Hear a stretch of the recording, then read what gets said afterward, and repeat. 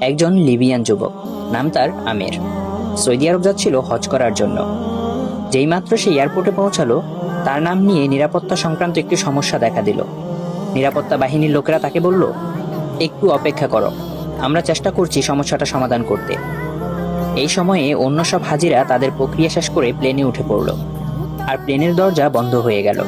কিছুক্ষণ পর সমস্যা ঠিক হয়, কিন্তু পাইলট দরজা খুলতে রাজি হলো না। প্লেন চলতে শুরু করলো এবং আমেরকে ফেলে রেখে উঠে গেল। অফিসার তাকে সান্ত্বনা দিয়ে বলল, মন খারাপ করো না, হয়তো এটা তোমার কপালে ছিল না। কিন্তু আমেরের ছিল অটল বিশ্বাস। সে উত্তর দিল, আমার নিয়ত হজের, ইনশাআল্লাহ আমি হজে যাবই। হঠাৎ খবর এলো, প্লেনটিতে যান্ত্রিক সমস্যা হয়েছে এবং তা ফিরে আসছে। প্লেন ফিরে এলো, মেরামত করা হলো, কিন্তু তাও পাইলট আমেরের জন্য দরজা খুলতে রাজি হলো না। অফিসার আবার বলল, হয়তো তোমার ভাগ্যে নেই। কিন্তু আমের ছিল ধীর প্রতিজ্ঞ, স্থির ও ধীরচেতা। সে বলল, আমার নিয়ত হজের, ইনশাআল্লাহ আমি হজে যাবই।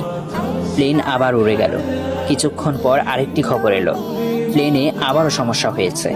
এবার পাইলট নিজেই বললেন, আমি আর উড়ব না যতক্ষণ না আমের প্লেনে ওঠে। শেষ পর্যন্ত আমের প্লেনে উঠল। সৌদি এয়ারপোর্ট থেকে সে একটি ভিডিও করল। তার আনন্দ ছিল বর্ণনার বাইরে।